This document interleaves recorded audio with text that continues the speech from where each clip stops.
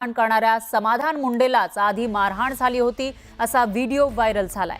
त्यानंतर समाधान मुंडेच्या आईने पोलिसात दिलेल्या तक्रारीवरून 8 जणांवर गुन्हा दाखल करण्यात आलाय। परळीमधील जलालपूर इथं जमावाकडून समाधान मुंडे आणि ऋषिकेश गिरी यांना मारहाण केल्याचा आरोप करण्यात आलाय। तर आधी मारहाण झाल्याने बदला घेण्यासाठी शिवराज दिवटेला मारहाण केल्याचं सांगितलं जातंय।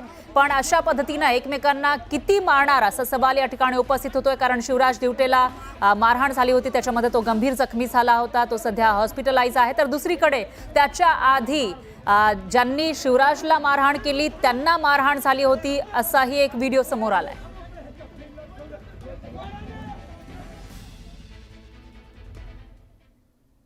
तर बीडमधली ही गुंडगिरी नेमकी कधी थांबणार असा सवाल या ठिकाणी उपस्थित होतोय। याविषयीचे अपडेट आपण घेत राहूया। दरम्यान यानंतर ज्योती मल्होत्राबाबत आणखी एक धक्कादायक खुलासा समोर आला आहे। ज्योती बांगलादेशला जाण्याच्या तयारीत होती अशी माहिती आहे। एनआयएच्या हाती ज्योतीचा व्हिसा लागलाय। एनआयए कडून ज्योतीची कसून चौकशी सुरू आहे। पाकिस्तान हाय कमिशनसाठी काम करणारा दानिश घुसखोरीसाठी सुद्धा मदत करत होता अशी माहिती समोर आली आहे। लोकांचे व्हिसा क्लिअर करण्यासाठी पैशांची मागणी दानिश करायचा अशी धक्कादायक माहिती तपास यंत्रणांमधील सूत्रांनी दिली आहे। पाकिस्तानला आम्ही घरात घुसून धडा शिकवला, दहशतवाद संपवण्यासाठी भारतीय लष्कर सक्षम आहे, त्यामुळे नवा भारत आता थेट प्रत्युत्तर देतो असं म्हणत योगी आदित्यनाथ यांनी पाकिस्तानला थेट इशारा दिला। भारताच्या निवासी भागामध्ये हल्ला केला नसल्याचा पाकिस्तानचा कांगावा सुरूच आहे। अमृतसरमधील सुवर्ण मंदिरावर हल्ल्याचा पाकचा प्रयत्न भारताने हाणून पाडला होता। आता आपण सुवर्ण मंदिरावर हल्ला केलाच नसल्याचा कांगावा पाकिस्तानने केलाय। ऑपरेशन सिंदूर दरम्यान अमृतसरमधील सुवर्ण मंदिरावर पाकिस्तानने हल्ला करण्याचा प्रयत्न केला होता, पण भारतीय सैन्याने पाकचे सर्व मनसुबे धुळीस मिळवले। पाकच्या हल्ल्यामुळे सुवर्ण मंदिराच्या मुख्य ग्रंथींनी क्षेपणास्त्र ड्रोन हल्ले रोखण्यासाठी अँटी एअरक्राफ्ट गन तैनात करण्याची परवानगी दिली होती असा दावा एअर डिफेन्सचे प्रमुख lieutenant general Sumer Ivan D'Cunha यांनी दिलाय। ज्योती मल्होत्राच्या हेरगिरी प्रकरणामध्ये रोज नवे खुलासे समोर येत आहेत। आता ज्योतीचा एक फोटो चर्चेत आलाय। याच फोटोमुळे ज्योती राष्ट्रीय तपास यंत्रणेच्या रडारवर आली होती।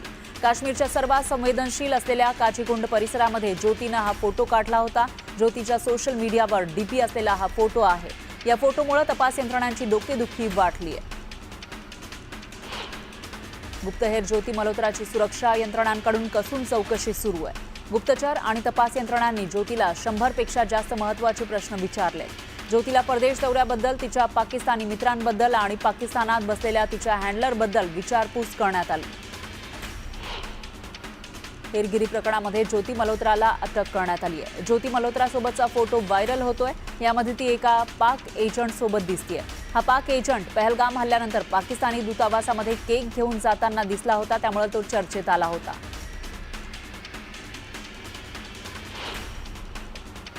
यानंतर एक ब्रेकिंग न्यूज आहे। पुण्यामध्ये मुसळधार पावसामुळे होर्डिंग कोसळल्याची माहिती समोर येते। तर पुण्यामध्ये पाऊस पडतो आणि त्यामध्येच होर्डिंग कोसळलेला आहे। या कोसळलेल्या होर्डिंग खाली 7 ते 8 दुचाकी दबल्याची ही माहिती समोर येते। सुदैवाने या दुर्घटनेमध्ये कोणतीही जीवितहानी झालेली नाहीये, पण ज्या दुचाकी दबलेल्या आहेत त्यांचं नुकसान झालं असेल। तर पुण्यामध्ये मुसळधार पाऊस बरसतोय आणि त्यामध्ये जे होर्डिंग होते ते मात्र कोसळल्याची माहिती आहे आणि त्या होर्डिंग खाली 7 ते 8 दुचाकी या दबलेल्या आहेत। त्या दुचाकींचं नुकसान झालं असेल, पण जीवितहानी झालेली नाही अशी ही माहिती समोर आली आहे। तिकडची दृश्य आपण बघू शकतोय। भलं मोठं हे होर्डिंग आहे आणि ते या दुचाकींवर कोसळलंय। दरम्यान याविषयी अधिक माहितीसाठी आपले प्रतिनिधी अभिजित पोते आपल्यासोबत थेट पुण्यातून जोडले गेले आहेत। अभिजित, काय सांगाल, किती मोठं हे होर्डिंग आहे आणि ते अधिकृत होतं का असा सवाल उपस्थित होतोय? फरक नक्कीच आपण पाहतो की गेल्या अर्ध्या तासापासून पुण्यात जो आहे तो मुसळधार पाऊस सुरू आहे आणि याच पावसामुळे जो वाघोली परिसर आहे पुण्यातला, खरं तर पुणे अहिल्यानगर महामार्गाचा जो मुख्य चौक आहे वाघोली परिसर, तिथं एक भलं मोठं होर्डिंग होतं जे पावसामुळे आता कोसळलेलं पाहायला मिळतंय। खरं तर हे होर्डिंग अधिकृत होतं की अनधिकृत होतं, नेमकं याची साईज काय होती याची माहिती अजून कळू शकली नाहीये। पण या घटनेमध्ये जवळपास 7 ते 8 दुचाकी या होर्डिंग्स खाली अडकल्या आहेत। सुदैवाने या बॅनर खाली कुणीही नव्हतं, त्यामुळं अद्याप तरी कुणीही जखमी नाहीये किंवा कुठलीही जीवितहानी नाहीये। आणि जे बॅनर कोसळले ते थेट पार्किंग पावसामध्ये कोसळल्याचं देखील कळते आणि त्यामुळे 7 ते 8 दुचाकी वाहनांचं जे आहे ते नुकसान झालेलं पाहायला मिळतंय. खरं तर आपण पाहतोय की गेल्या अर्ध्या तासापासून पुण्यात मुसळधार पाऊस सुरू आहे आणि याच पावसामुळे ही घटना खरं तर घडलेली आहे. पुणे महापालिकेने या अगोदर जे अनधिकृत होर्डिंग्स होते, जवळपास 1300 पेक्षा अनधिकृत होर्डिंग्स पुण्यात होते, त्या सर्वांना नोटिसा ज्या आहेत त्या पाठवल्या होत्या. अनधिकृत होर्डिंग्सवर कारवाई करू अशा इशारा पुणे महापालिकेने यापूर्वी दिला होता. अनेक होर्डिंग्सवर कारवाई देखील केली होती, पण वाघोली असेल किंवा इतर परिसर असेल जो 2 जिल्ह्यांना जोडतो, खरं तर पुणे अहिल्यानगर जो महामार्ग आहे त्या रस्त्यावरचा हा सगळा मुख्य परिसर आहे आणि याच मेन चौकात हा सगळा दुर्घटना जी आहे ती झालेली पाहायला मिळते. जे बॅनर आहे भलं मोठं ते कोसळलेलं आहे आणि याच खरं तर घटनेत आता 7 ते 8 दुचाकीचं मोठं नुकसान झालेलं आहे. आणि सुदैवानं यात खरं तर नशीब म्हणावं लागेल की कुणीही तिथे खाली थांबलेलं नव्हतं, कारण ती पार्किंगची जागा असल्याची प्राथमिक माहिती आता अग्निशमन दलाकडून देत आहे. आणि स्थानिक प्रशासन जे आहे, अग्निशमन दल असेल किंवा पालिकेचे त्या स्थानिक अधिकारी असतील, ते आता तिथे पोहोचलेले आहेत. पोलीस देखील घटनास्थळी दाखल झालेले आहेत आणि या बाबतीत काय नवीन अपडेट समोर येतं हे पाहणं महत्त्वाचं ठरणार आहे. फराह, निश्चितच अभिजित, याविषयीची अपडेट आपण घेत राहूयात. मात्र काही महापालिकांनी या मे आणि जूनच्या काळामध्ये जेव्हा अवकाळी पाऊस बरसतो त्यावेळेला होर्डिंगला बंदी घातलेली होती, त्यामुळे पुणे महापालिकेने तसा काही निर्णय घेतला होता का, असाही सवाल आहे. दरम्यान धन्यवाद तुम्ही दिलेल्या या सविस्तर माहितीसाठी. यानंतर पुन्हा घेऊयात बातम्यांचा वेगवान आढावा. 7 मे 2025 रोजी भारतीय लष्करानं ऑपरेशन सिंदूर राबवून पाकिस्तानला चांगलाच धडा शिकवला. यामध्ये पाकिस्तानच्या पंजाब प्रांत आणि पाकिस्तानच्या महत्त्वाच्या एअरबेसवर हल्ला करण्यात आला.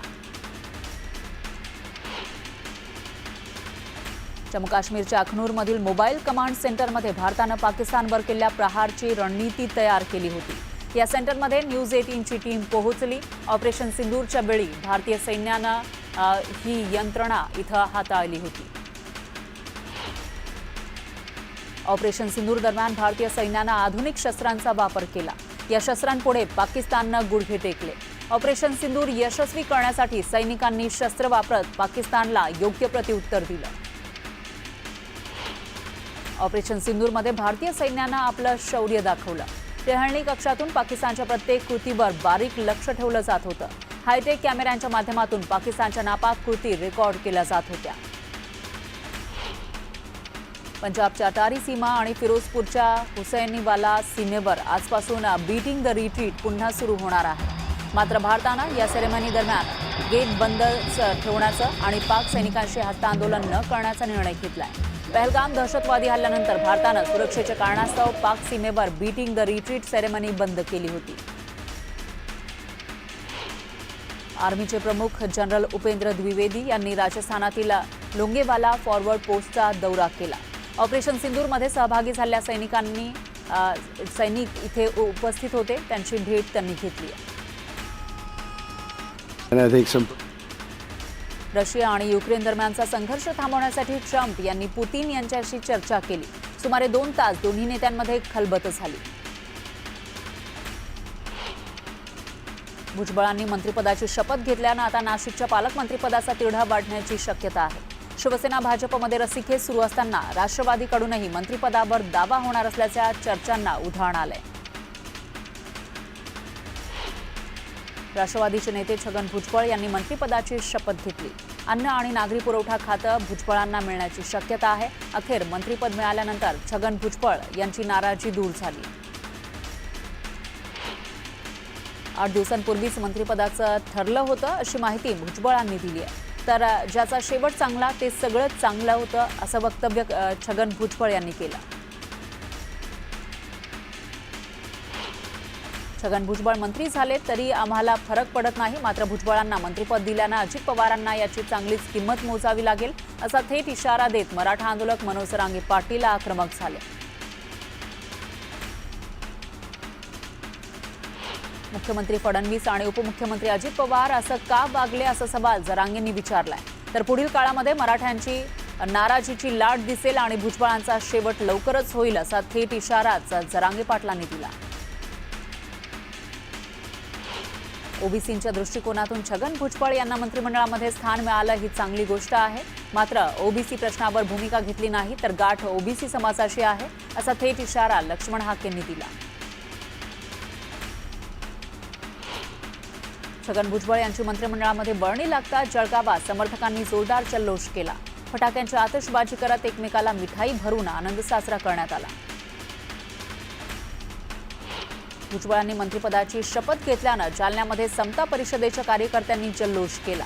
यावेळी कार्यकर्त्यांनी फटाक्यांची आतिषबाजी करत आनंद साजरा केला.